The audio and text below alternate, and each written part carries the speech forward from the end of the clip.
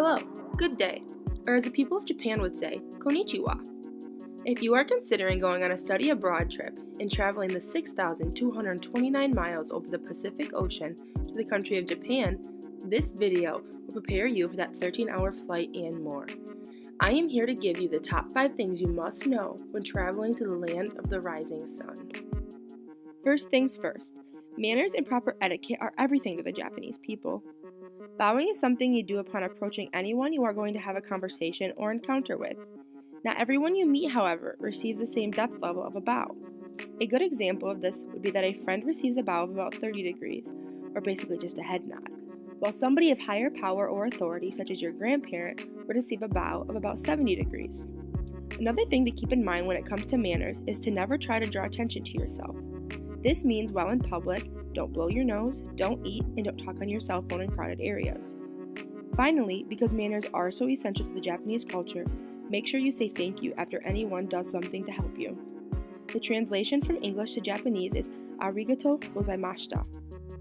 These things alone are very different from the American culture and could cause you to be on the receiving ends of some very odd looks.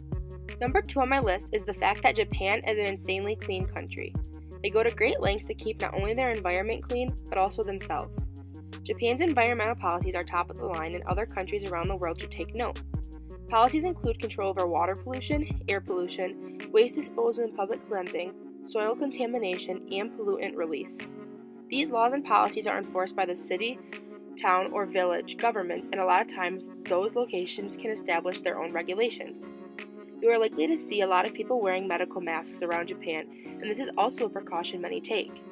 Unlike the United States, however, it is not to protect themselves from getting infected, but to protect those around them from receiving the illness that they have. Lastly, before entering any building, you will likely be asked to take your shoes off. This is not only the polite thing to do, but if you don't, the home or store owner might end up agitated with you. Tip number 3. Before you head to the airport, make sure you exchange enough US dollars for yen, the Japanese currency. Japan, for the most part, is a very cash-based society. In fact, it is not unusual for a Japanese person to carry thousands of dollars around in cash. Their currency, the yen, is what everyone uses and is what you will be expected to pay in almost any place you go. When traveling around within the country, make sure you bring a sufficient amount of cash to get on whatever transportation method you are using. If worse comes to worse, most convenience stores around the country have international ATMs. There will be an additional charge, however. The fourth thing you must know is that Japan is a very safe country. Time and time again, it shows up on the list of the top 10 safest countries in the world. Japan takes pride in this and goes to great lengths to ensure that it stays this way. One reason that this stays true is because Japan has very strict immigration policies. Although a lot of people don't view it as a good thing, this ensures that its people share a common value and belief system, which avoids controversy and violence. Another way that Japan keeps its people safe is by making access to firearms very difficult. Unlike the United States, Japan does not think it is each individual's right to carry a firearm. Japan also has a very low tolerance for crimes such as drug usage, along with drinking and driving.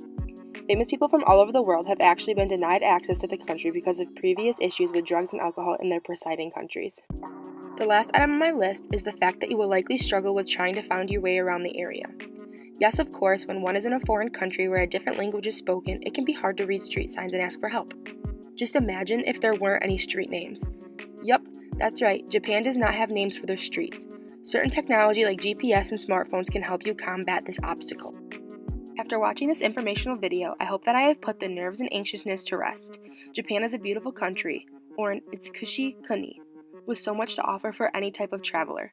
It has the busyness and hustle of a big city like Tokyo, or the nature and scenery of areas such as Mount Fuji.